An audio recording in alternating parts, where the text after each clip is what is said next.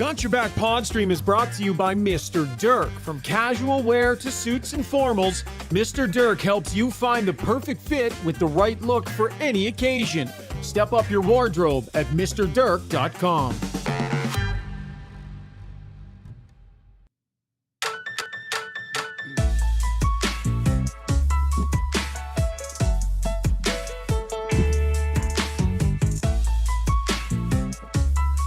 Hey everybody, how are we making out today?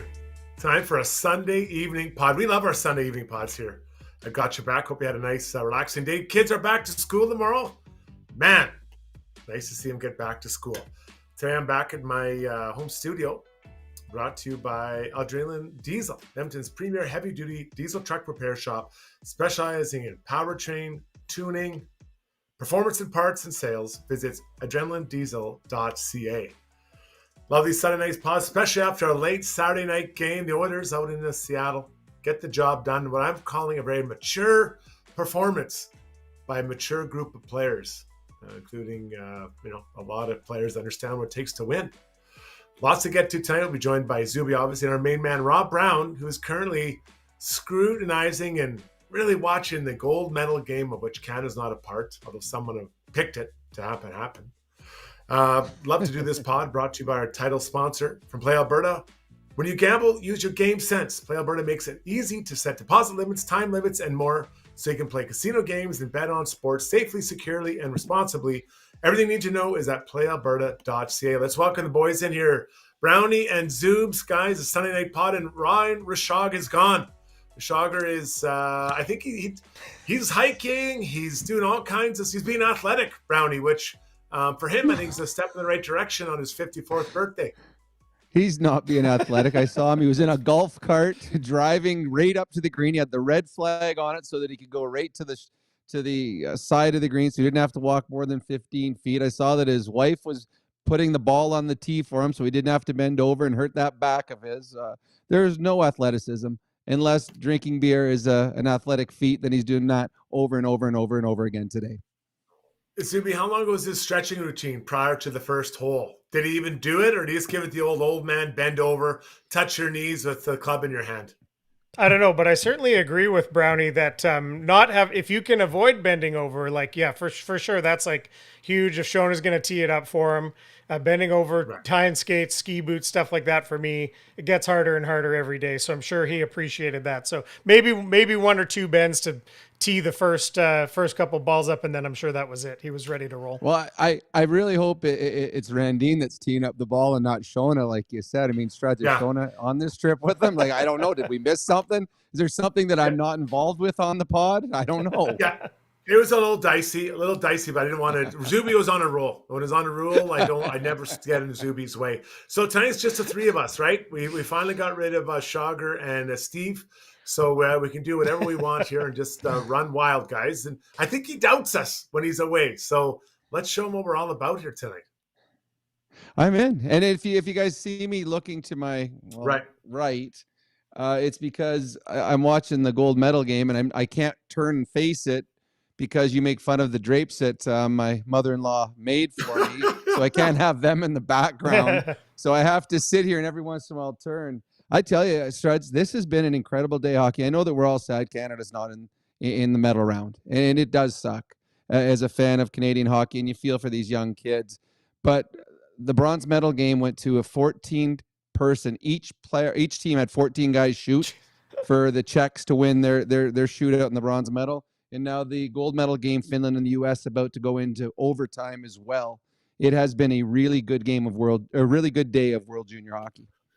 Okay, well, you keep us up to date as we go through. We're going to talk about a game that happened last night. The Oilers on a kind of a weird road trip.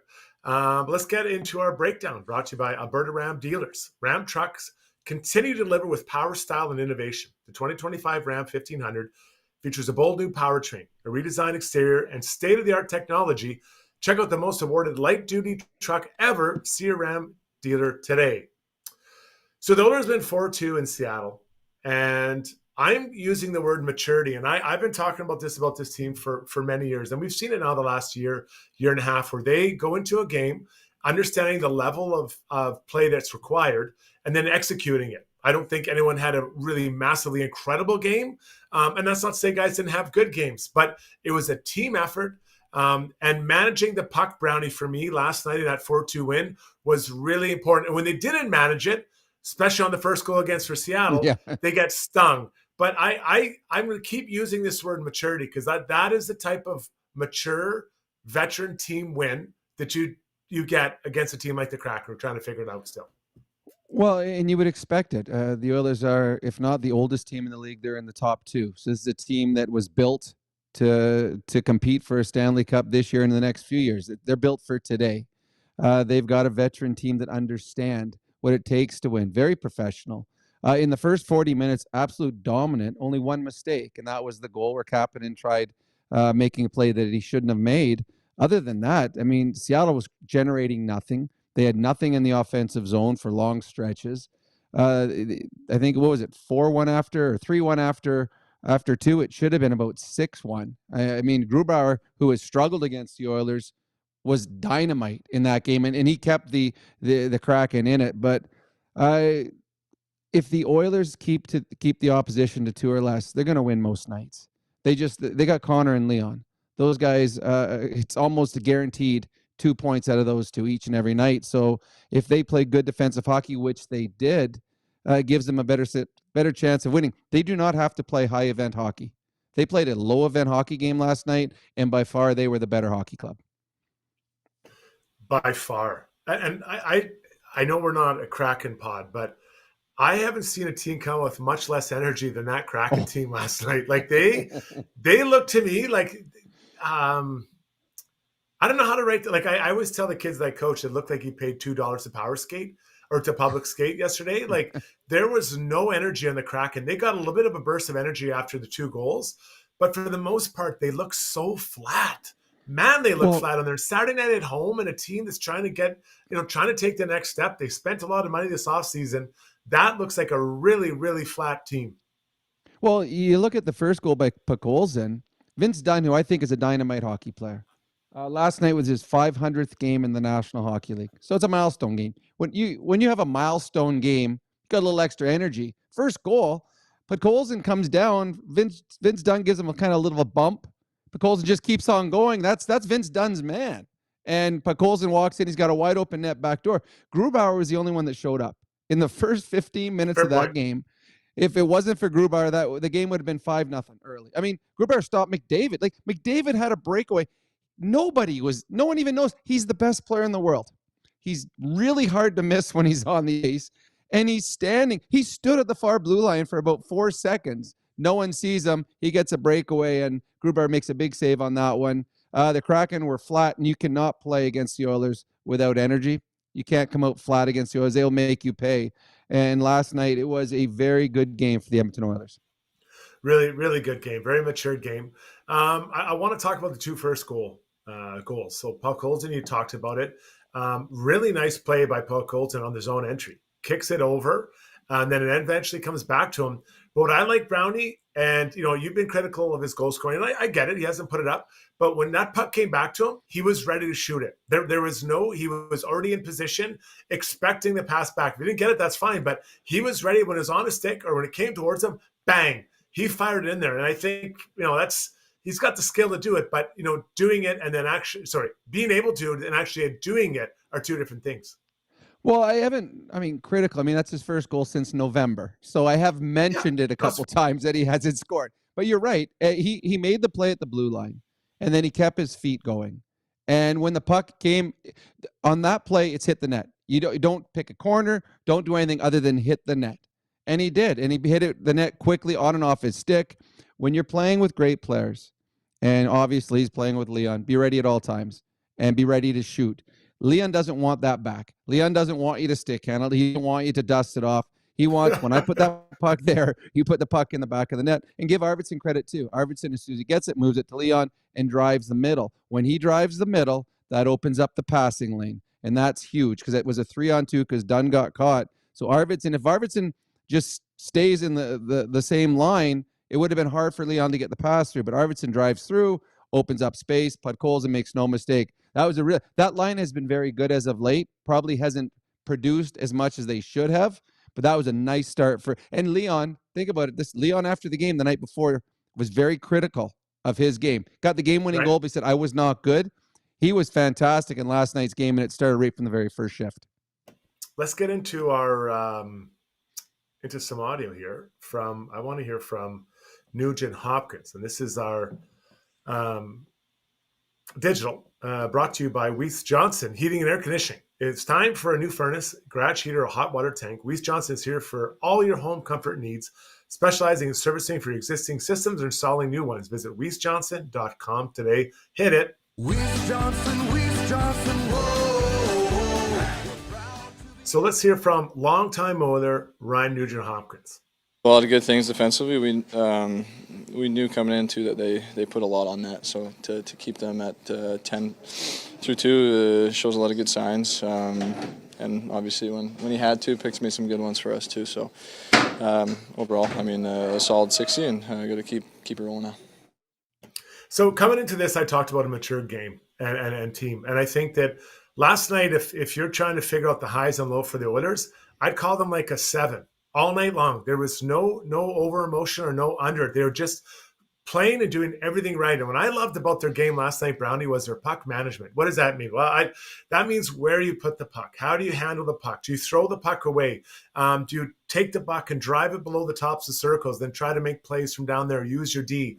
The only kind of glaring error was the backhand into the middle on the power play. But there's a player trying to do a little bit too much. But the puck management to me is, and I know Chager's somewhere, he's gonna be screaming into his headset right now. But the Oilers only had 7 hits last night.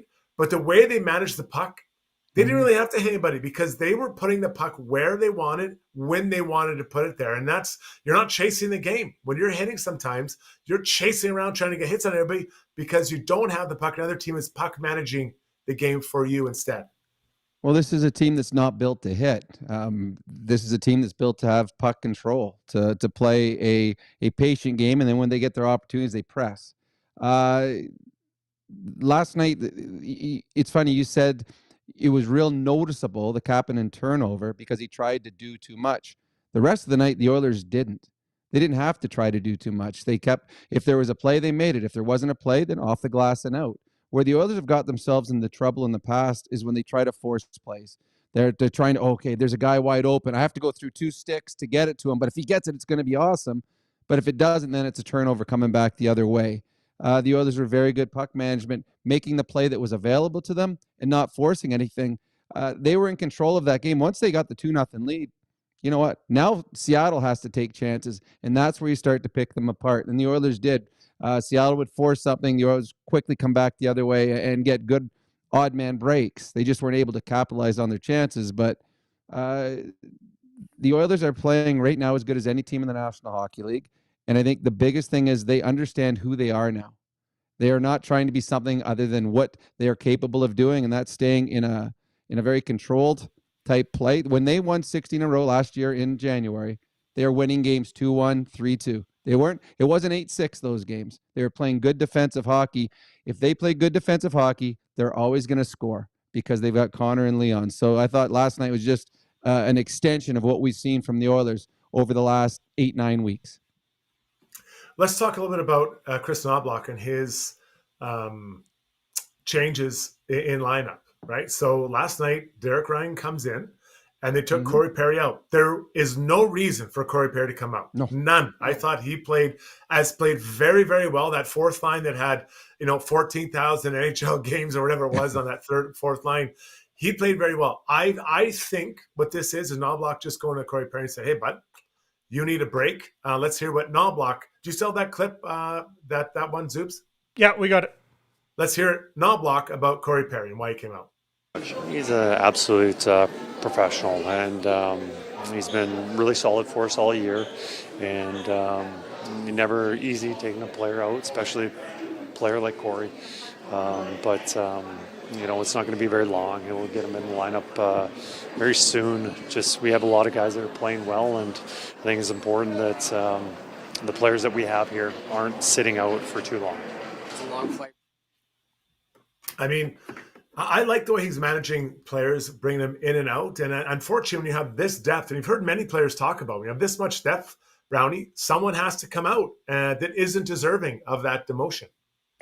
Well, it's funny because the Oilers only have the one extra player. They're healthy. I mean, Evander Kane's been out long term, so sometimes you forget about him. But the Oilers have been healthy up front. They haven't had to bring guys up from the minors. And normally, look around the National Hockey, every team's got 2 or 3 guys out of the lineup. The Oilers don't up front, and that all of a sudden you have healthy players who are playing well getting pulled out. I'm pretty sure, now I could be wrong, but I'm pretty sure Perry had points in his last 2 games.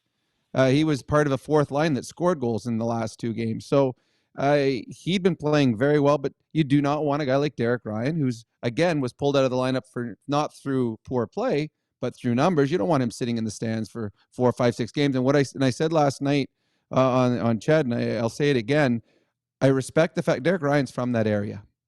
You don't sit out a guy that many games in his career, late in his career, that old, when he's playing in an area where he's got family and friends. You get him in the lineup. So I think it was very important for Knobloch to get Derek Ryan in the lineup in a city that he would have a ton of people coming to watch him play. So I respect that also from Chris Knobloch. Pickard, he comes in there, and all this guy does is just give him a chance to win. And he made some pretty clutch saves. There's a couple really close ones. Myers had one that was really close in, tight play. But he is, to me, just I can't believe what he's doing. And I know that he did it last year. And you're like, okay, good. It's one good year. He hasn't been an NHL player, at the most really a journeyman at best. Comes in the playoffs, plays, game or 2 for them. And they're just massive. Then this year, all he does is win. And I think, let me rephrase that. He's winning, Brownie, but more importantly, he gives his team a chance every night to win the games. He's just saying, okay, I'll let in 2, maybe I'll let in 3, but you guys have to score that many. I'm not letting in 7. That sometimes seems to be what people think backups tend to do. Well, he's giving them quality starts. Game in, game out, they're quality starts. He's playing well enough for the team to win in front of him. He's not giving up a bad goal. It's not where, okay, we got to overcome the bad one he just let in, the soft one. And then, as you said, late in the game, there was a one-timer from behind the net, came out in front, and boom. And he's standing, he's ready, absorbs it. There was this, they had 10 shots after 40 minutes. So there were stretches where Pickard didn't see a puck for 8, 9, 10 minutes. Puck never even came into his own zone. But because the game was tight, he's like, okay, I can't make a mistake. That much more pressure on him. So Calvin Pickard has been excellent. And it goes to what you talked about a lot last year with not having to overplay Stuart Skinner. Now, the Oilers have got a better start to the season than they did last year. So they're not chasing a playoff spot. But they're also getting quality starts from their backup goaltender. So they can actually have a rotation, which they feel benefits them and benefits Stuart Skinner. And Calvin Pickard, the ultimate pro, comes in. All right, you want me to play tonight? Okay. And I'll give you a quality start. So, yeah, all the credit in the world for Calvin Pickard, who, I don't know, would be about 17 months ago, is probably wondering if he's ever going to play in the NHL again. And here he is, the backup goaltender to one of the best teams in the NHL. I love this one from Pod Goldson. Having a backup you feel good starting against any opponent is a luxury the Oilers have and most other teams don't. And I completely agree with that. Mm-hmm. And the value they're getting for that million, whatever it is, $1 million, and you got 2.2 in Skinner, it's 3.5, whatever it is. It's amazing. And here's Shane Maston just chimes in on it. There's no better backup than NHL right now, plus at $1 million. I agree. Like, this is crazy. And he wasn't even supposed to be on the team. It was supposed to be Jack Campbell, who I guess they are paying, so their totals a little higher than that. Isn't Jack Campbell making more than Pickard right now in the buyout? Yeah. I think probably he is. He might be making more than Skinner too. More than both of them. Yeah. Yeah. I think he's close to being Skinner too. Just one more topic I want to touch on. I want to talk on Nugent Hopkins' goal, and when we get to the takeaways, we'll get into Skinner and his offense. But the Nugent Hopkins goal. Well, first Connor Brown. Connor Brown this year. He had another point last night. We didn't see the game. Puck comes to him, and he makes just a 6-inch pass to Nugent Hopkins, and all he does is just change the angle for Nuge to be able to beat Grubauer. And Brown, maybe talk a little bit about that quick interaction. How is someone literally places on a tee for you when the goalie's stuck in one spot? Because I think that's an undervalued play by Brownie, or by Connor Brown, that I know as a D-man would be very frustrated that he did that, because it really screws up everything you're trying to do. Well, the goaltender's he's fronting the puck, and the puck's there on Connor Brown, so he's facing it, and he knows that if Connor Brown tries to stick handle, he's going to be able to move with the stick handle because he's going to move his body with the stick that's going from one side to the other. But when he makes the pass, as we all know, a puck goes faster than a player, so it's just a short pass, and it only went 8 inches. But you're right, it changed the angle for the goaler. So Grubauer's facing here. All of a sudden, it's there. He's got no time to react to it. And it's just a matter of RNH hitting an empty net. Now, again, he has to hit it. But Connor Brown, just a smart play, and it's almost similar, very similar to a few games ago, the Podkolzin one, where he punched it back to Arvidsson. Same thing, just turned the opposite way, pushes it back, and lets Arvidsson one-time it. So a smart play by Connor Brown on a big goal for RNH who 15, 18 games into the season, there was a lot of talk about RNH. He's not scoring. What's going on with RNH? Well, now he's got 9 goals in his last 15 games or 18 games. He's back playing and producing like you expect him to. So a really nice play by Connor Brown, who is a guy that many pegged this year to be 3rd or 4th line guy, getting a chance with Connor McDavid, and sets up a nice goal for RNH.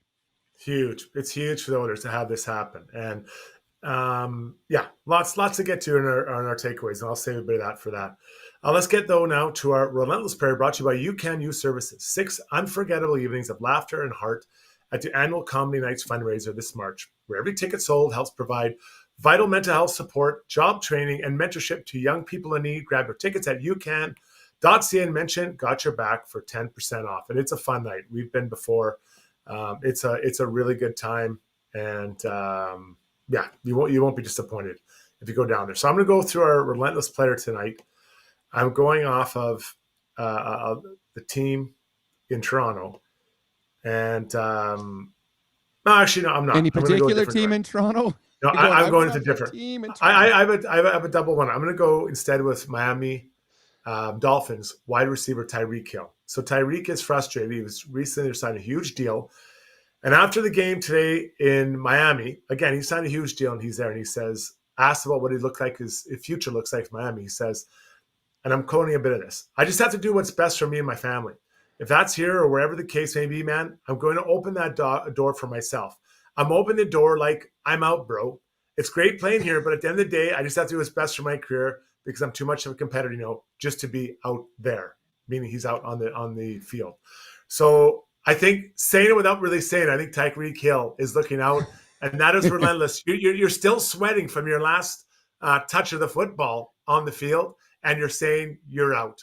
And so relentless Tyreek Hill, great competitor, but no longer want to be a part of Miami Dolphins Brownie.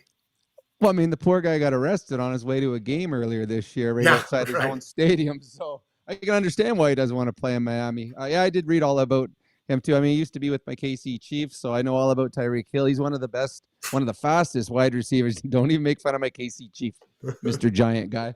But yeah, I read what he said. Maybe a little soon that he talked about it, but I guess you get asked the question, you answer it honestly. The Miami Dolphins got some issues. They got a quarterback with, concussion problems. They got players that don't want to play there anymore. That just adds to a long list of things that their GM's going to have to do this summer.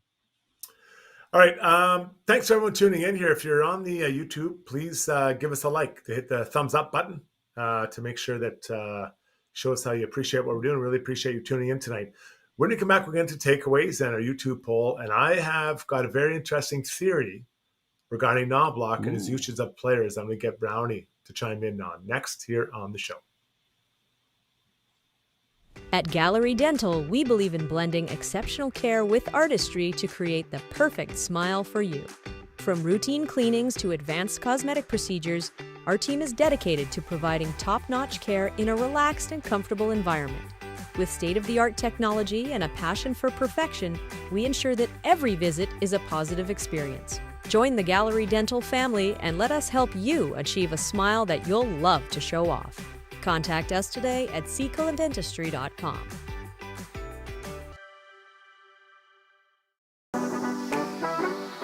At HSE Core, we are dedicated to providing unparalleled safety compliance services to small and medium-sized businesses through our monthly health and safety program management, including managing contractor screening registries and core auditing services. Let HSE Core Services help you maintain a safe workplace for you and your valued employees. Visit us at hsecore.com.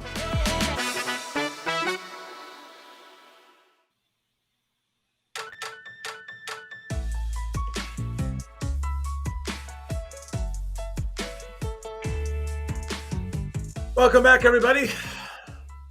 Lots to come here today, including I'm going to get into our the player who could be on the move, and this is going to be a really interesting one, Brownie. So okay. I can't wait to see your reaction. We'll get that in a few minutes' time, but right now, let's get to our YouTube poll.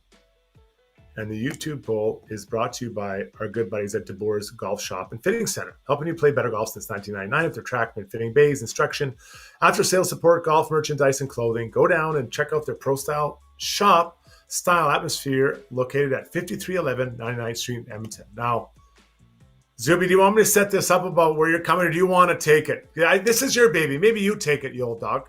Sure. Well, I did want to. We spoke, for a few minutes here before the show, but we were getting right into it. So I didn't even get to wish you a happy New Year, either of you guys, because I was away. I missed a few shows. I was in Big White with my family, or up at Big White with my family.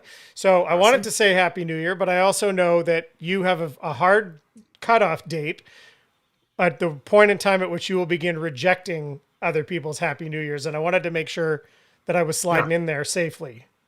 Yeah, so Tony Brown, I wish him, I know last year he and I had it out pretty good when I rejected his Happy New Year well after the time that anyone with any kind of couth would do. And so it got into a pretty big hot debate.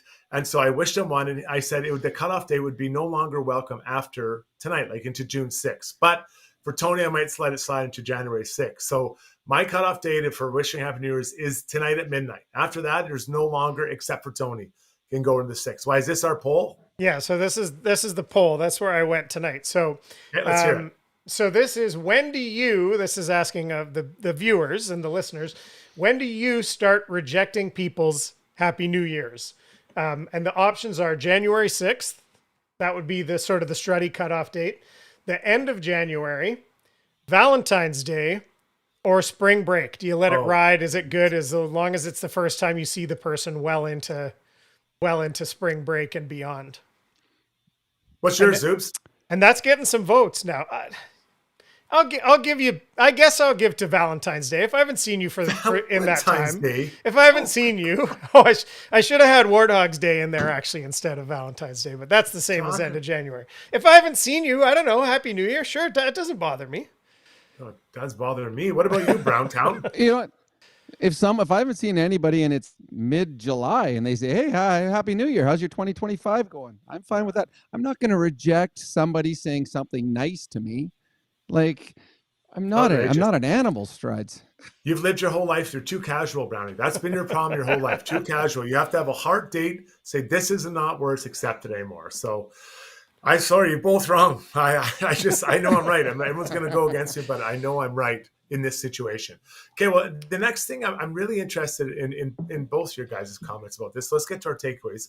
Brought to you by Martin Motorsports. Discover a new way to ride this winter with a wide scape from Martin Motorsports. This ultimate snowmobile is lightweight, agile, and made for exploring off-trail. Looks so much fun. Stand up, take control, and carve your way through the uncharted winter terrain. Visit Martin Motorsports to learn more. Good buddies over there. Okay, so Brownie. The Oilers had so they got a new coach. They go on an incredible run last year, all the way to Stanley Cup final. They come back, and I think one of the challenges for the coach is to motivate his players to be excited about the first, 10th, 20th, 30th regular season game of the year, because they went on so much fun. It was so much fun to lose in Game 7. Obviously, that wasn't fun, but that run would be such an adrenaline rush that now how are you trying to find ways to get this team motivated? So let me put this forward, and everyone can chime in on the stream. Please do. I believe that one of the reasons that we see Knobloch tinkering with the lines and moving around is to keep them on edge. Not that they're playing bad, not that he's punishing anyone, but he wants to keep things kind of exciting for the team and or maybe more importantly, or better word, new. So it feels like it's new. As they're going through, they look up at the board, they're like, oh, hold on, I haven't played this guy before. I'm moving this guy, or I'm playing with this. This guy's coming out of the lineup. And I think I'm talking about the forwards here, obviously. I think that's one way to keep the players surprised, engaged, and feeling new about these lines. Because you made the point, what got me thinking about this other night, Brown, is that you said, we know that the lines are going to end up. And I was like, you know what, that's a pretty astute point. But so why is he doing it? And I believe this is why, to keep it fresh for the guys. Yeah, okay, I see what you're saying. Now, do you think it's new and exciting for Zach Hyman to go from Connor McDavid to Matthias Janmark? Do you think it's new and exciting for Adam Henrique to go from being a third-line center down to the fourth-line center? To me, I honestly believe that you're going to see Hyman back with McDavid right away. McDavid's gone back-to-back games without points. Two games in a row, he's got no points. Zach Hyman's gone back-to-back games. He's got no goals. Biggest thing you want to do is win games. We also want to have your best players happy. So I understand what you're saying, keeping them on their toes. It is, again, I agree with you, the fact that they went all the way to game 7. And from more or less from December 1st on, every game meant something for the Oilers last year. It really did, because they were chasing for the longest time. Then they're trying to break a record. Then they're trying to win a division and a conference. So every game meant something. Right now, I mean, yeah, the conference championship, winning the division, but the Oilers just need to get the playoffs. That's all that really matters. It doesn't matter if you're first seed, 8th seed. I don't care. I know everyone talks about home ice advantage. Well, it really didn't affect it didn't help the Vancouver Canucks last year. So, I mean, the Oilers can win just as good on the road as they can on home ice. So I understand wanting to keep the players guessing to a point. But I'm thinking of a Zach Hyman who scored 54 last year. Now he's on your third line. Tell me that conversation. Hey, Zach. And Zach's a great team player. But, you know, I just scored 54 with this guy last year. McDavid's gone back-to-back. No points. He looked frustrated at times in last night's game. Going to the bench, he looked frustrated. So I see what you're saying. I don't know if that's what he's doing or not. That's something that Schauger would have to ask Knobloch. But to me, it's you found things that you really know work. I'd keep with them, and I would tinker with other things that you don't know if they're going to work come later, and that's your bottom 6. Yeah, and by the way, the U.S. just won the gold medal, by the way. Oh, boy. That's going to make it easier for Team Canada. That'll be a more fun time for Team Canada. So back-to-back for them. Congratulations. They were a skilled team, that's for sure. They are very I guess my point is, you know what? I get what you're saying about Hyman not being on the top line. I understand with Henry going down, but those two guys, I believe they are team first, people first, right? That's what I think 100%. I agree. And I don't think that he has to go and talk to them. He being Knobloch and saying this, but I think that when you had so much success, I think the regular season can be a real drag. One other thing I thought of was when Detroit was at the top of their game, and it still pisses me off so much. They were such a good team. And I don't remember if they had some injuries on the back end, but Scotty Bowman put Sergei Fedorov as a defenseman. And you know what? He was the best defenseman on the ice. And I was so embarrassed. I'm like, are you kidding me? You're a forward and you're playing D and you're better than that's my team was for sure. And I think they had Lidstrom, so maybe I better be careful what I say, but he was one of the best defensemen on the ice. Yeah. And I remember, I think I'm gonna have to look. I'm pretty sure Scotty said that he looked bored. So I put him on defense. Are you kidding me? So again, I think it's just a way of making things uncomfortable. And I think it'll be a worthwhile question for Schauger to ask the coach, and maybe Knobloch wouldn't say anything, but you have to phrase it correctly and not to tell Schauger to do his job. But I think it's something that's kind of worth exploring and seeing, because I actually disagree with you. I think he might keep the lines the same way when they head into Boston. What day is it today? Tuesday afternoon. I mean, he could, but I mean, to me is you've had success. I mean, where's Zach Hyman going to have more fun? And I agree. He's an incredible team man. He'll never say boo, ever. He'll go out and do his job. And he works just as hard if he's getting 2 minutes a night or 28 minutes a night. Right. But it's more fun. It's more fun scoring 54 goals than it is scoring 12. It's more fun playing every shift with Connor than it is with Janmark and whoever the other winger might be. And nothing against those, but Janmark ain't Connor McDavid. So to me, it's like, I think if I'm Hyman, I liked where I was. I like what I was doing there with him. Right. I liked the confidence that I had. And Connor McDavid, I know that Brown set up Nugent Hopkins the other day, but Connor Brown, I don't think has scored a goal playing with Connor yet in the 3 games, and he's had ample opportunities. Would Hyman have scored those ones? So to me, there's nothing that Chris Knobloch doesn't do that isn't well thought out before he does it. And he didn't just all of a sudden say, you know what, I think I'm going to change Hyman and Brown around today. There is thought process into it. I don't know what it is, and it might be what you're saying. But if I'm in the situation, if I'm playing in Pittsburgh and I'm playing with Mario and I just scored 40 goals, and then all of a sudden, you know what, we're going to put you on the third line just to keep things fresh, I wouldn't be as excited. I would not be as excited. I was in Hartford. I was playing with Ron Francis and Pat Verbeek, and they went out and got Mark Hunter. And all of a sudden I'm playing with Terry Yake. Guess what? Terry Yake ain't as good as Ron Francis. Wasn't as much fun playing those games. Worked just as hard. Wasn't as much fun. So, it is fun though. It's fun for Connor Brown. 100%. It's fun for him. So he's winning on this one. Well, that's for sure. Just a quick comment I have here on this road trip. It's a crazy road trip. They go from Edmonton all the way over to Seattle. They lose, or I guess gain an hour. Fly all the way to Boston today. Then they fly down to Pittsburgh, which is probably, I don't know, even an hour flight. Then they fly, and that was a 3-hour time change. Then they have another 1-hour time change when they go over to Chicago. And then there's a 1-hour time change back to Edmonton. So they're all over the place. That is a weirdest road trip. It's literally coast to coast, hit the middle, and then back to Edmonton. Like that is not a well thought out I guess trip. And then also I think you have to really I think as fans and media, we have to recognize the energy level of these guys, because that's brutal, man. That's 3-hour time change all the way, because you have to remember those guys, for them tonight in Boston, let's say it's 9 o'clock or 10 o'clock even, it's 7 o'clock where they just were. And you're trying to fall asleep. Your clock's at midnight. It's only 9 o'clock. And then you got to get up still at the regular time. I always found that hard. 3-hour time change when I played in Vancouver was brutal. Absolutely brutal. Well, I mean, I was lucky. Most of my career, I was in the middle, so my time changes. Right. We didn't travel much. It was quite easy. It's 9 games in 9 different cities. Like, I know that they have one home game thrown in the middle of it, but that's part of a road trip. The home game really is a road game because you're just flying in and out. So this is a tough, and playing against some good hockey clubs. I think that's why it was really important the last couple of wins to feel good about yourself and bank some points, because these points aren't going to be easy to come by. The Oilers are playing well, but you certainly want to put everything you can in the bank, because the one thing that we're seeing right now, the 2 teams that the Oilers are battling with in their division, the Kings and the Vegas Golden Knights, they don't seem to ever lose.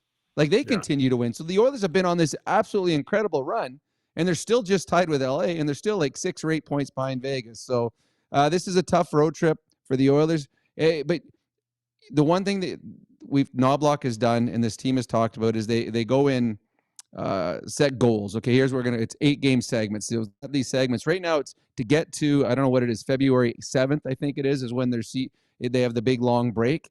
Let's see what we can do between now and February 7th. Let's put together a really good stretch so that we come back from the 4 Nations break. We are set up for a nice run for the rest of the season. So this is going to be a tough stretch, but I think there's some excitement because there is an end date. That February 7th date, or whatever the day is, that's an end date. So let's set that as our date, and let's see what we can do until then. I think I got to credit Mark Spector. He said in a piece he wrote today that the 4 hottest teams in NHL since November 22nd, I think those are his dates, are Vegas, LA, and Edmonton, and the Washington Capitals. The four hottest teams, 3 of them in Pacific Division. You're right; they never lose. Those 3 teams haven't lost, and they're pulling away. Like there's separation between those 3 and Vancouver, and Vancouver's got some challenges. Okay, let's get to our scoreboard here. Brought to you by Canadian Club, the all-new Canadian Club Classic 18-year-old high proof comes in at an incredible 58%. Their highest proof Canadian Club Classic to date is a full-bodied whiskey with aromas of caramel, toffee, spicy vanilla, and rich oak with a butterscotch finish. 5 games tonight in the NHL, not really affecting the Edmonton Oilers. You got the Leafs beating the Flyers 3-2 in overtime. The Ducks, again, playing well, led by Troy Terry with his 14th goal. They win 4-1 over the Lightning. The one to me that's really interesting, though, is the Rangers beating the Blackhawks 6-2 Man, they needed that one. The Islanders beat the Bruins 5-4, who the Oilers will play on Tuesday. And then the Penguins losing the Hurricanes in OT 4-3. So nothing really going on here in the East Coast. 4 games tomorrow, which includes one again with the Canucks in Montreal. So nothing really major there, Brownie. No, it's the Rangers needed a game against the Blackhawks, because the Blackhawks, as bad as the Rangers have been, the Blackhawks have been terrible too. And I don't know what's going to happen in New York. Seriously, I think that is a team that's just not happy with what management has done over the last 4 or 5 months. And it's almost like they quit. They won the President's Trophy last year. They were the best team in the regular season, to now being right near the bottom of the standings. It's a tragedy, because they do have, they got one of the best goalies in the world, and they got one of the best players in the world in Panarin. And here they are barely treading water. So, but no, it's an exciting stretch right now for the Edmonton Oilers. It's going to be a lot of fun here for the next few weeks. All right, we'll have Ask Us Anything with Brownie in a little bit, so make sure you get those in on the stream, and Zuby can take a look at them. When we come back, we'll get on taking a trip, and I've identified a potential trade bait player, and this one is far-fetched isn't quite the right word, but we'll get into it next here on the show. Specializing in heavy-duty commercial truck powertrain repair, performance, tuning, and part sales, Adrenaline Diesel's professional team is ready to assist you with all of your needs, from the simplest oil changes to engine conversions, overhauls, and engine modifications. Featuring an all-new online parts store and machine shop to manufacture, replicate, or repair parts, visit adrenalinediesel.ca.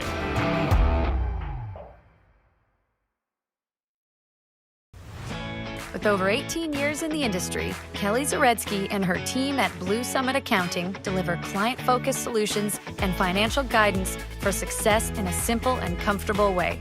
Whether it's for corporate or personal needs, Blue Summit Accounting can help with taxes, estate planning, financial services, bookkeeping, and more. Get in touch today. Email bluesummitacct@gmail.com or call 780-416-9662.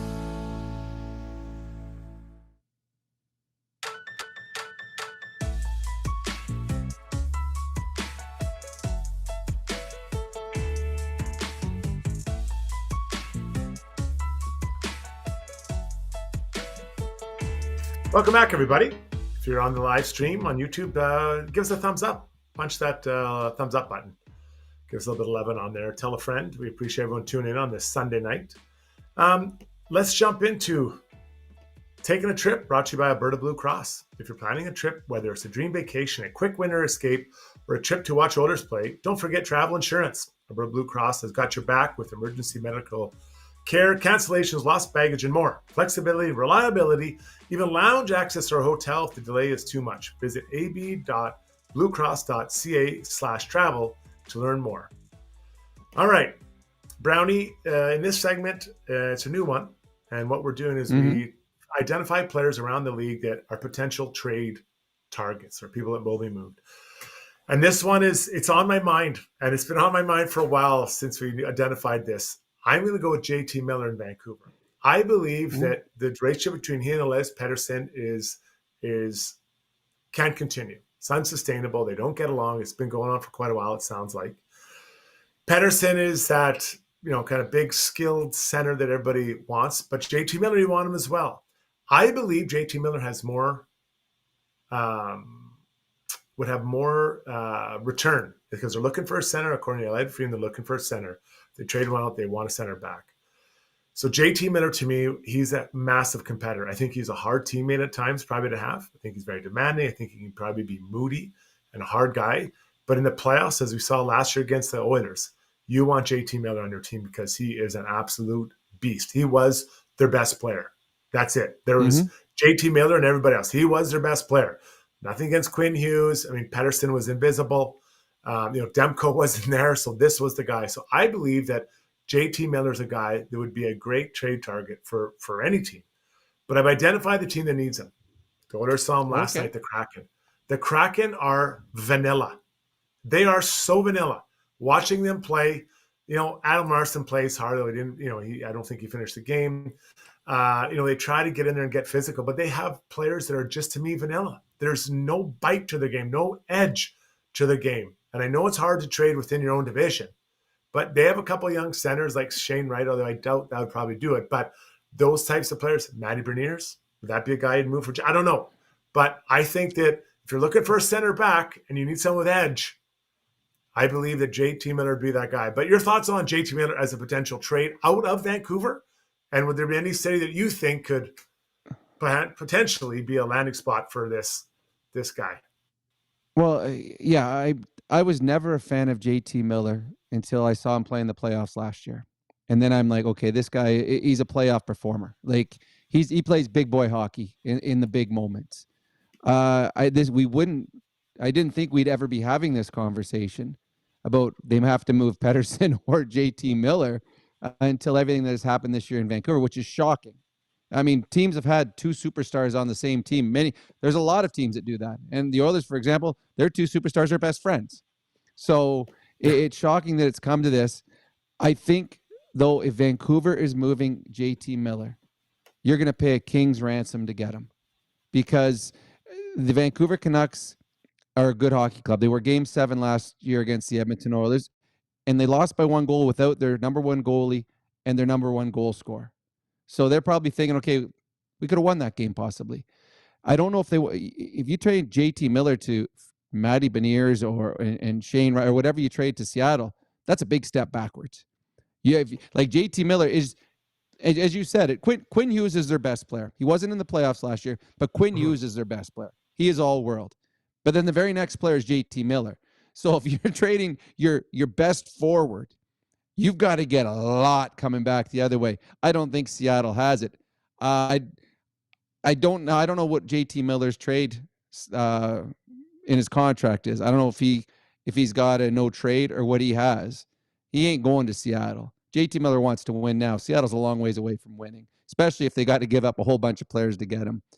I don't know. Honestly, I don't know where you can go, because to get JT Miller, you got to give up a lot. And if you're giving up a lot, well, they're not as good, even though you're getting JT Miller. So I don't know if they can make that trade this year or not. I think they might have to wait till the summer to see what happens. But someone just said does that say a full no move for JT Miller on the screen there? Our resident Canucks fan, Matt Blom. So I trust him to know. Well, so if that's the case, I mean, JT Miller ain't going to the Seattle Kraken. He ain't going to a team unless it's a championship team. So I see that they have to move him, but if he gets to decide where he's going, it's going to be in one of the top 6 teams in the National Hockey League. He had a taste last year of what playoff hockey's like. He had a taste of what it's like to be in big games. He doesn't want to go to a team unless it's a team that's also going to have a chance to get to those games as well, in my belief, because after watching him play. We've seen a stud center being moved from Buffalo to Vegas. Jack Eichel was traded to the Golden Knights for Alex Tuck, a good player, a young player, Payne Krebs, and then a first rounder, top 10 protected, and then a second rounder. So we've seen these guys move. And listen, I'm not saying it's going to go to – he's not Buffalo Sabres. But the Buffalo Sabres are a bad hockey club. That's the thing. They traded their stud center for they were a bad hockey club. Vancouver's a good hockey club. So they're trading. Yeah, so they're not going to trade their best player or best forward and then take a step back. Like the Buffalo, I mean, trade hasn't worked out well for Buffalo. I know, good but for Vegas. We all know, but you have to think about that. That's kind of the template that teams use. Right? You can't say, it's JT Miller. But would you rather have JT Miller or Jack Eichel? I'd rather have Jack Eichel. And I really like JT 100%. Miller. So that's where you start down. That'd be the high point, and you work your way back from there. But I think, honestly, this deal is too big. You got to do this in the offseason, most likely. I agree. But an interesting guy to have and to talk about for sure. All right, well, let's get just quickly, Struds, we don't like to get into wild speculation here, but here's something, an idea I had not thought of. Senor Hontorio Mom says, if I was Toronto, I'd be sending Mitch Marner out for JT Miller.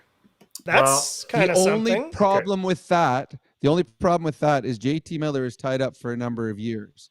Isn't Mitch Marner unrestricted at the end of this year? Yeah. It would have to include a sign.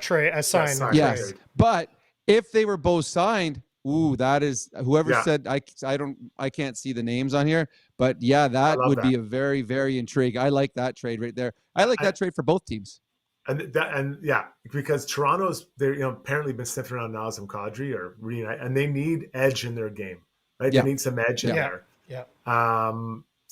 Imagine that Kanies guy playing with JT Miller. I don't know. Nice. Nice. Yeah, that would be I really like that. That'd be heavy. Said that. That's a really good one. Yeah, it's an interesting proposal, but that'd probably be a 1-for-1, assuming that Marner signed an extension. They're both superstars. They're both superstars. But Marner would have to be signed. Yes. Yeah, crazy. Okay, guys, let's duck out of there. Good chat about that. Let's get into Struddy World, brought to you by DLL Vinyl Products with locations in Calgary and Edmonton. Whether you're a homeowner, contractor, or builder, DLR is the most reliable source for vinyl fence. Unmatched service and high quality North American made products. Visit dlrvinylproducts.ca.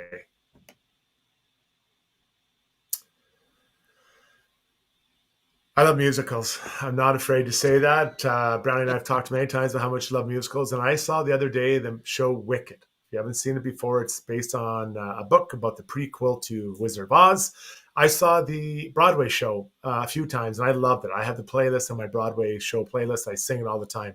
I went to that movie the other day, guys, and I was singing. I was singing my little heart out. My daughter and I went. I couldn't be happier to sing. Apparently, it was a non-singing one. There are times for sing-alongs. I didn't know that. I wasn't singing that loud, but I was letting out a little bit. I like to show get the organ flexing a little bit every now and then. But I still did sing, and to other people's credit, they were singing as well, so no one got upset. But I have rarely seen a show that was Broadway that comes to a movie that I liked as much as this one. Brownie Zoobs, I'm not sure if you got a chance to see this, but it was fantastic. And Ariana Grande was incredible. This singer, this actress, whatever both I guess she is, she deserves a win. I don't know if they call it an Oscar or Golden Globe, whatever, for her work in that as supporting actress, because she killed it in that show. Well, it's funny. I've seen Wicked on Broadway. My wife and I went there a few years ago. Loved it. Again, my son's an actor. I'm huge into musicals. Love going to see my son in musicals. Love going to Broadway. And as you and I both do, Struds, we both go see a lot of the plays and musicals that come through Edmonton. Wicked, I thought, was fantastic. It's funny. My son was home for 2 weeks at Christmas, and a few days ago before I left, he and my wife took her parents and they went and saw Wicked. And my wife since then has been singing all the songs. So she gets the stereo going in the kitchen while we're making food. We get in the car. She puts the music on in the car on her phone. She said it was absolutely amazing. So I haven't seen it yet. I will go see it in the theater, but I am a big fan of it. I enjoyed it on Broadway, and I have heard that it is exceptional. And now that I get the Struddy seal of approval, I will certainly run out and go see that right away. So Struddy, you're singing along. That means you have good previous knowledge of the musical, obviously, to be singing along in the movie the first time you've seen it. I know all the words to every song. Like 90% of them, right? And it's so good. But just as a warning, it's only part one. I thought it was a whole show. It's only part one. And it's 3 hours long. And I sit down and I'm like, whew, man, that's a long one. I love Lord of the Rings 3 hours. But that was, it was a long one. So I didn't have the energy to carry it out for a full 3 hours. But well worth your time, guys. Well worth your time. I like musicals too, but I'm way behind. I'm still in the George Costanza Master of the House from Les Mis. No, Master of the House wasn't Les Mis. Master of the House was Fiddler on the Roof. Oh, what? Master of the House. Sure. Quick to catch it. Isn't that... Oh, no, sorry. I apologize. You were right. My fault. I was thinking the other one. I should know that my son was in Les Mis too. He is going to kill me when he sees this podcast. He is I'll edit that part out. I'll edit that out. Brownie, no problem. Yeah, please. Thank you. All right, let's quickly move on to something else before you say anything else you're embarrassed about. Brownie Points, brought to you by Hamel's Premium Jerky. Hamel's world-famous jerky is located right here in Alberta. Their jerky is available in 14 tantalizing flavors. Family owned and operated since 1962, this great game day snack can be shipped to you anywhere in Alberta. For the month of January, free shipping Alberta-wide on all orders over $55. Hop on albertajerky.com to order yours and enter code GOTYOURBACK for an additional 10% off. Brownie, bring it home, you old dog. Well, to make it up to my son, I'm using the Got Your Back notebook that he bought me for Christmas. So hopefully that makes it up. First, I'm going to start with, I had this open spot on my brownie points tonight, waiting to see what happened in the hockey game today. At one point, I was hoping to be a Canadian thing I'd be talking about. Then I was hoping it would be a Finnish thing. But I got to give 2 brownie points to the United States World Junior team. They were by far the best team in the tournament. They just won back-to-back gold medals. And when Team Canada sits down and tries to figure out what they got to do on a world stage and how to get the best players in the world again, they might have to look at the model the United States has as their model of what they may want to copy, because they have a fantastic team. And congratulations to Gabe Perreault. I played with his dad, Yan the Man Perreault, my line mate. His son was on the team, back-to-back for him. Also, I have got 2 more brownie points to the Oilers' depth players. Connor McDavid's gone back-to-back games with no points. The Oilers are 2-0. Tell me 2 years ago the Oilers would win a couple games in a row where Connor's got nothing. I don't think that happens. So give credit to the Oilers' depth players, different players every night, stepping up. And we talked about Skinner and the fourth-line players. Another big goal for the fourth line last night. We talked about him earlier. I got 9 brownie points for Calvin Pickard. He wasn't busy last night, but you brought it up, Struds. The save he made late in the game on a one-timer from puck ball, below the goal line out in front. He stood tall. He is 9-4 on the season. That's a pretty good record for a backup goaltender that was supposed to be a minor league goalie, third stringer here for the Oilers. So good on Calvin Pickard.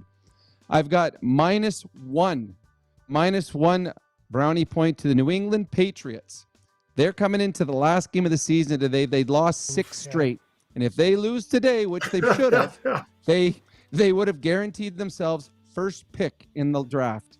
Instead, they won and will now draft 4th overall instead of 1st overall. And immediately after the game, they fired their coach. I don't know if the owner's mad they won the game or what, but it reminds me of years ago, and you might have been on the team, Struds. The Oilers had lost like 13 straight. They go in the last game of the year. They're playing in Calgary. They win in Calgary. That drops them from 5th in the standings. That moves them up to 6th. They jump over the Chicago Blackhawks. Chicago's in the lottery pick now. They win. The Chicago Blackhawks get Patrick Kane, and the Edmonton Oilers get Sam Gagner. Nothing wrong with Sam, but he ain't Patrick Kane, so we'll see how this works out for the New England Patriots. And last, I got 14 brownie points to Eduard Salé. I don't know if you guys watched the Czech-Sweden bronze medal game today. It goes to a shootout. Both teams, it was like a Jason Strudwick special. Both teams had 14 shooters shoot. 28 shots in the shootout. This Eduard Salé had to score in the 13th round to keep his team in it.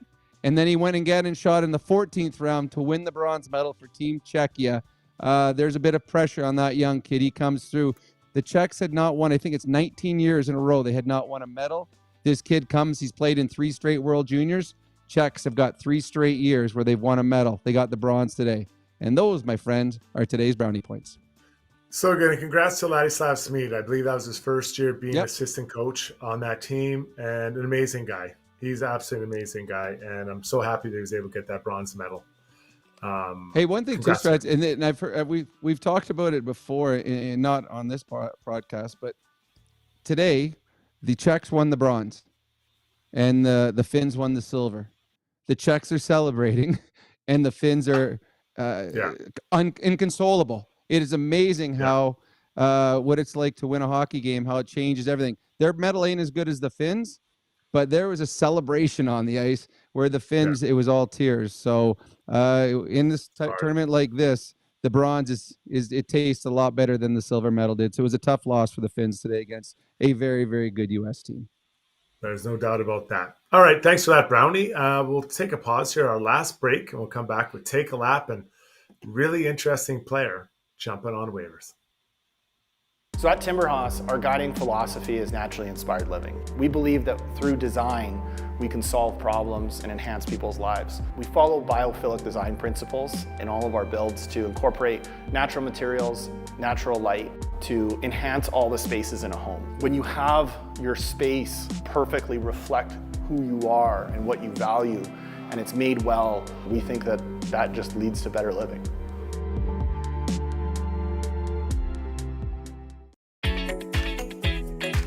Ready to go all in this season? Mr. Dirk's got you covered with express on-site tailoring, a wide selection of craftsman-made suits, sport coats, and casual staples for every occasion. Score big with Mr. Dirk. We've always got your back. Visit us off White Ave, south of 102nd Street, or browse online at mrdirk.com.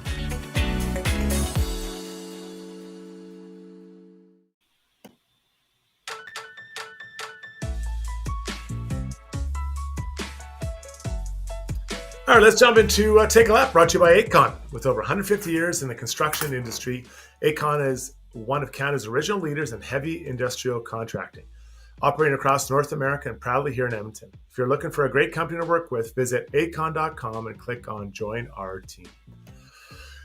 All right, Arthur Kaliyev of the Los Angeles Kings. This guy is from Uzbekistan. Not a lot of players in there from there. And so far this year, he's played a couple of games in the minors. He was asked to trade last year. They couldn't get a trade done for him. He's a big guy, 6'2", 210, and has got a bomb, an absolute bomb of a shot.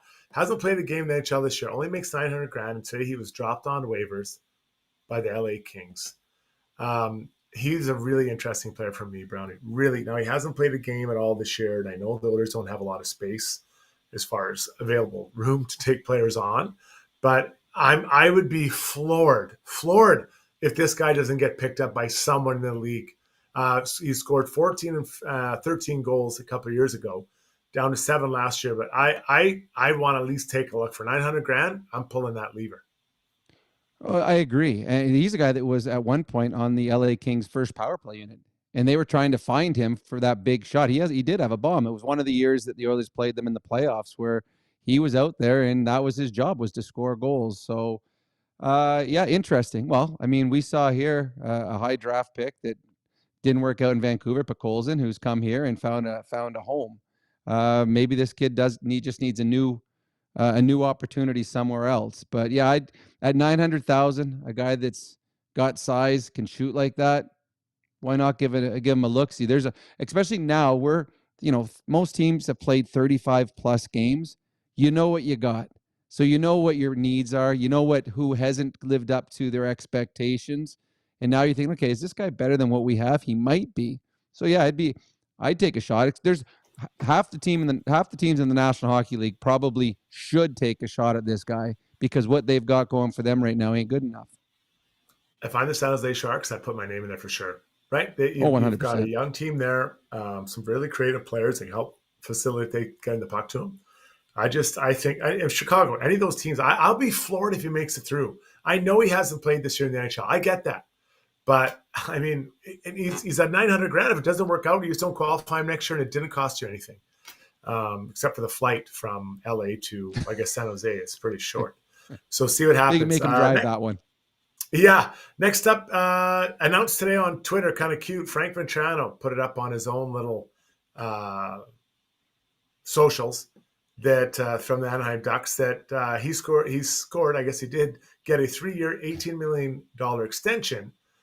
He's $3 million a year in base salary, but then has $9 million in deferred salary. So starting 10 years from now in 2035, according to Pierre LeBrun, he will make $900,000 a year for 10 years. So that is a massive amount of deferred payment in this contract. And it helps the Ducks because less on their salary cap now. I'm guessing it jumps on in 2035. But I wonder how many other players might take advantage of this loophole in the whole process, Brownie. I didn't even know you could do that. In all honesty, I didn't know you could defer money and. Yeah, because I know it's fun. Just did a bit of it. Yeah, I didn't know that. I know that it's funny in baseball. If you just punch in Bobby Bonilla, every year, I think it's July 1st, whatever it is, he gets this big amount of money every year, and it goes on for like 30 some years that the New York Mets, when they bought him out, he got all this deferred money because of it. And every year they have a little blurb about Bobby Bonilla in the newspaper. Oh, he's been retired for 26 years and he just got a payment again today. I mean, that's given some GM down the road a problem. Yeah, you know what? We're going to give you this much, and I won't be here 10 years from now as a GM, So that'll be the next general manager's problem, because all of a sudden he's got $3 million in the books for some player that he has not seen in 12 years. Interesting. I was a little surprised at the amount he got. He's not a bad player. Had a good year last year, but I'm not sure if he's a $6 million player. I mean, that's more than Hyman. That's more than Nugent Hopkins. That's more than Evander Kane. But good on him. I will never begrudge anyone for getting whatever they can. So good on Frank Vetrano. But yeah, that is a really neat and weird having the money deferred that far into the future on a team like Anaheim, where I wouldn't think they are that cash or that much close to the salary cap right now. So odd, but this is a team that hopefully is starting to make strides going in the right direction. And I think they are. That's for sure.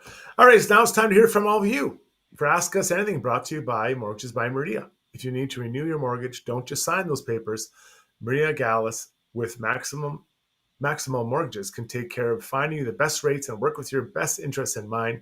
Contact our good buddy Meridia today at mortgagesbymeridia.ca for all your mortgages or your mortgage needs. Zoobs, jump in here, buddy. Where are you taking us tonight, my friend? Hold on, I want to get Brownie in here. I got Brownie missing in this shot. Well, luckily we can hear you. Finally. Let's see. My bad. I look better that way. No, that's it. Perfect. Keep it there. I'm messing with this. This is the on the air here.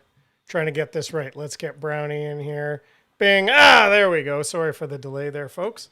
Everybody's names are right. Maria's the sponsor. Here we go. We're going to get into this. Let's start here with Ro Nelson. She's not a fan of Vasily Podkolzin the way a lot of people on the stream are. So she wants to know specifically, Brownie, as an offensive star, who would you play on Draisaitl's line? Podkolzin has assisted on 2 of Draisaitl's 29 goals. Is Chris Knobloch costing Draisaitl the Art Ross Hart Lindsay Awards with these wingers? Who would you, in a perfect world, have as Leon's wingers? In all honesty, I'm not sure he's here yet. I'm not sure the Oilers have got the right winger here yet for Leon. It's obviously not going to be Jeff Skinner because they haven't given him that look, and I'm not sure Skinner plays the way that Leon needs him to. But Colson, he scored. That was his first goal last game since November, and he's played all of those games with Leon Draisaitl. Arvidsson has shown flashes. I love a lot about Podkolzin's game. I really, really do. His work ethic, his keeping plays alive, right side defensively. In all honesty, maybe Podkolzin is the proper guy for the left wing. Maybe they just haven't found the right winger yet. Unless Arvidsson can really turn it around here going forward.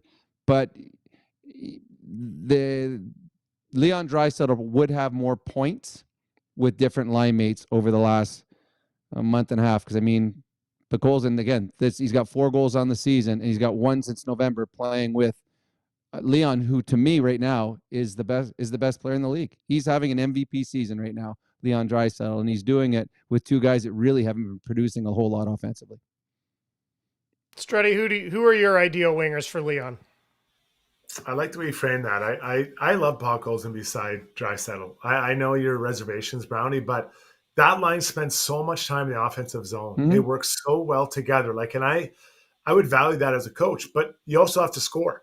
And I get that, but night after night, they pretty much outshoot every line they're out against, right? That they're really working well together. The problem is that finishing touch of the goal. So, yeah, maybe it's Evander Kane when Kane comes back. Maybe Kane plays with Podkolzin and Leon. And do you imagine that line in the playoffs? A physical line beefy. That big, that would yeah. So maybe that's what it is. We'll see as we go forward. Yeah.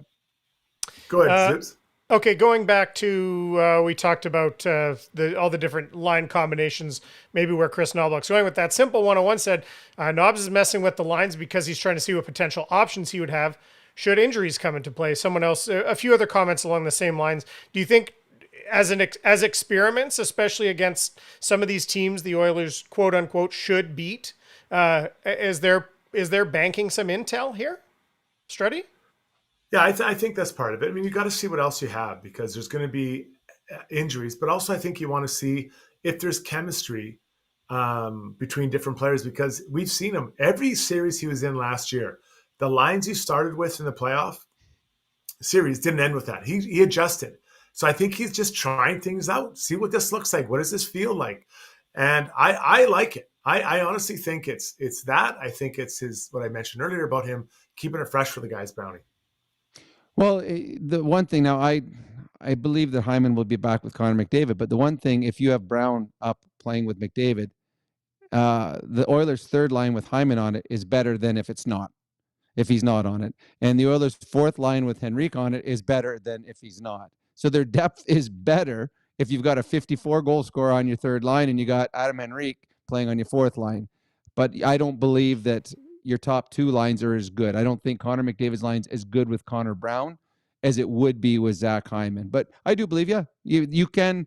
The Oilers are in a position right now that the stress level is not near as high as it was a year ago from now, that they can actually go out and experiment with whatever. Chris Knoblauch has a reason for what he's doing, and maybe Strudz is right. Maybe it's an injury thing that this person texted into. He does have a reason why he's doing it. I just don't think he's going to really be completely honest with all of us when Chager eventually corners him and asks him. Okay, kind of along the same line. This question is going to come from Hank809, but I wanted to put this in first. Happy New Year from Japan, Hank809 coming in. He said, am I number one on the stream? Because he was the first person to comment before the show even started tonight. So he was the first person to comment on the stream. But the question, so welcome, Hank, of course, live from Japan. The question from Hank comes in and says, the Oilers don't hit a lot, true, but do you think there's any connection between that and the fact that they seem to have so few injuries? They've largely been pretty healthy for the last season and a half. Does that play into it? Is that part of why Chris Knoblauch, as Chager likes to say, does not incentivize hitting, does not make that a priority, Brownie? Well, one, he doesn't make it a priority because this team's not built that way. They're just not. This is a team that controls the play with having the puck on their stick, or they check through hands, or they just pester. You can't change a team just because you think they need to be physical. If they're not physical players, they're not going to be. But yeah, I do believe it would have playing hard, and Strudz would have it no more than I would. But at the end of my career, I was a third, fourth liner. You had to be physical. It's way harder being physical. You get tired, and the tireder you get, the more run down you get, the more chance that you do get injured. So maybe there is something to that. When you're not a physical team, it's less chance of being completely run down. But Strudz would probably have a better idea on that. But to me, a lack of physicality would probably keep you out of harm's way to a certain extent going forward. Yeah, it does wear you down. That's why I use my stick. It doesn't hurt your body when you're slashing and cross checking. Brownie, and Zoobs, I honestly think that they're pacing themselves with phicality. Yep. I really do. Darnell can be more physical. Ekholm can be more physical. Mm-hmm. Those, and not just, and that's unfair to paint. Just Connor, Leon, yep. Connor Brown, like Henrique was saying, like they're all. I think they're pacing themselves because they hope this is going to be a long road, and not getting worn down is a big deal. So, I agree with Chager. I'd like to see him be more physical, but you can't be physical for 100 games a year. It just you couldn't. No. Your body wouldn't hold up, not without some significant injuries. So they're maturing. But I think when push comes to shove, and when Kane comes back, obviously that guy is an animal, but they'll be more physical guys. Well, the thing is, Strudz, they don't have to be physical. They're winning. So they don't have. So as long as you continue to win, you can continue to play the way you want to play. And I do believe, and I know that Chager disagrees, but I do believe you can turn it off and on. I do believe that if Connor McDavid decides, all right, today I'm going to be more physical game one of the playoffs, he'll just flip the switch and go run someone. And I think most of the players can do that. Okay, OilFan360 over on Twitter says, good to hear the boys on this fine Sunday evening. He's referring to here Vegas, LA, Edmonton being so tight. I think something's got to give to separate themselves from every other team. Every team is just so close. Do you think, Struddy, one of those three teams drops off, or is this a sprint for another 40 games? Is it gonna stay that tight at the top of the division? I have a hard time believing in LA to keep this pace. Right, I think that is a stretch. Vegas is good, man. Vegas, Yep. and I think what makes I love about Vegas is their D. Their D is so good. They're big. They're mobile. They can make so. That to me is a big separator. Now the Oilers, obviously, their top forwards are pretty elite, and that'll be an interesting battle. I guess Brownie as they play for the Pacific Division Championship in, what is it, 4 months, 5 months, whatever it is, 6 months, whatever. Yeah, I mean, I've said it for a while now. To me, Vegas and Edmonton are the two best teams in the West, and I think Colorado's now on their way with the goaltending they've had, and if they get healthy. But the only thing that would slow Vegas or Edmonton down would be injuries. And Vegas, the last couple of years, have run into a lot of injuries, and goes to the point with that texter said, Vegas is a physical team, and they're a team that also blocks a lot of shots. That's how you get hurt in the National Hockey League. I agree with you, Struds. I'm shocked. To me, the biggest surprise in the NHL this year is the Washington Capitals. Number 2 to me is the LA Kings. I can't believe they're as good as they are. I do believe they will be I think they're a playoff team. They'll be a tough team to play in the playoffs. But for them to play that way for the next 45 games, good on them if they can. And they're going to, the Oilers getting Kane back. LA is going to get Drew Doughty back. That's a huge addition. But to me, I think that the Oilers and Vegas will pull away in the Pacific. And I think the Colorado Avalanche will start to climb its way back into near the top of the Western Conference as well. And you know what? The only thing I'll say on this topic on a personal note was I was waiting for all of last year Vancouver to stumble. I figured that was coming, and then they never did. They never did. They were good. So maybe LA's that kind of team too. The point about Doughty coming back is well made. They're very strong. Okay, last question, then we got a fun one, and then we'll wrap up the poll. So we've talked about this quite a bit, but it's an interesting perspective. Curtum03 says, if the Oilers acquire a top 4 D-man in a trade, who's the odd D-man out? Or will they go 11-7? I think the smart money might say Stetcher, but it's a strange spot, isn't it? To be in, like, you're in the second pairing, but we might go get someone and that pushes you all the way out. Like it's kind of an unusual spot, isn't it, Brownie? Well, it is, but to me, it would be Stetcher. Would be the one going out. Having said that, I give him huge credit. He's playing his offside a lot, and he's flip-flopping back. He'll be on the right side with Nurse, then he and Emerson will go out and he plays the left side. We applaud Kulak for doing it. When Stetcher plays the offside, he's playing with Emerson. He's playing with a young kid. I think Stetcher is a really good number 7. I think the Oilers are going to want to improve on him, but he's been very, very good. He's exceeded my expectations. But to me, he would be, of the 6 defensemen dressing right now for the Edmonton Oilers, he's my number 6. And I believe if the Oilers do make a move, they go 12-6. I don't think they go 11-7. I think this is a team that wants to go 12-6 and rely heavy on their top 4.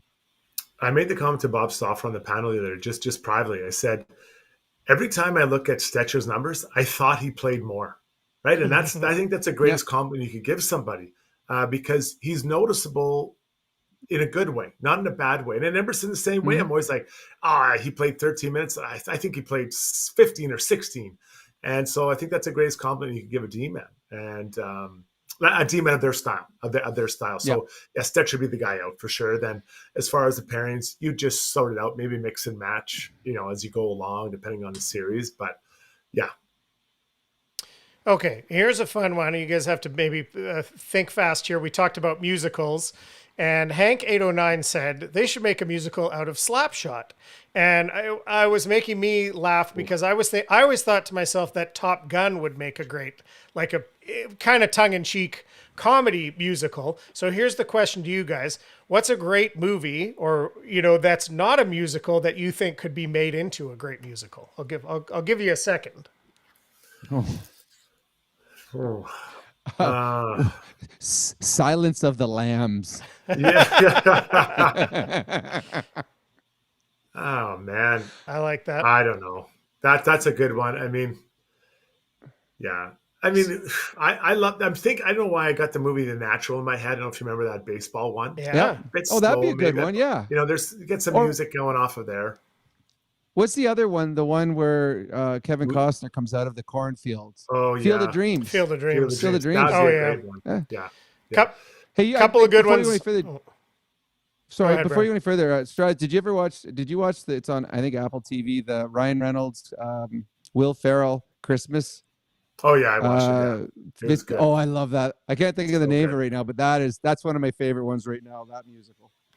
Couple of good options on the stream. The Naked Gun, The Big Lebowski, that from Polly. The music really drives that movie in many ways, so that would make a lot of sense. Fast and the Furious, Back to the Future, the musical. I think that might exist, or at least there's a stage. There's a stage play of it. Blazing Saddles, Machine Gun Yanmark's with me on Top Gun. So lots of good options there. All right. A Got Your Back musical. That would be pretty good. I mean, Shogger would struggle because we got, really good voices in me and Struds, and Zuby, I'm sure you could carry it too. And it would be a tough one for Shogger. He would be like the one guy in the musical that just talks. Like he never gets to sing or anything like that. But just shuffles off stage as soon as the orchestra starts up. I love it. All right, we'll talk about that more. We might have some more. We might have some more thoughts on that. We'll get back to that. And Steve can Gordy Parchewski pointing out Steve can bring out the guitar, or maybe could Shogger play guitar too? I think it would be Steve playing the guitar. Not with his bad back. All right. Okay, let's wrap up the DeBoer's Golf Shop and Fitting Center YouTube poll. Our question tonight was, when do you start rejecting people's Happy New Year's? The masses getting behind Struddy at this one. January 6th, 52%. Yes. 33% letting it go till the end of January. Now, here's a surprise. 10% jumping all the way to spring break. So the third option, the fourth, the longest option, 10% of the people voted for. Valentine's Day, only 3% of the vote. Over 200 votes on a nice stream here on an off game night evening. So good. So good. And listen, thank you everyone for tuning in. We love having you a part of it. And, the biggest comment you can give us, and we talk about it all the time, is you letting someone else know, hey, this podcast worth a listen. So please spread the word if you enjoy what you're hearing here. And we love everyone joining on here and then listening to the downloads and all that. So really, really, really appreciate it. Let's wrap this bad boy up, though, with our play of the day, brought to you by Gallery Dental. From air polisher cleanings to advanced treatments, Gallery Dental offers a full range of services designed to keep your smile healthy. Their experienced team provides personalized care with the latest technology to ensure you get the best treatment possible. Contact gallerydentalYG.com.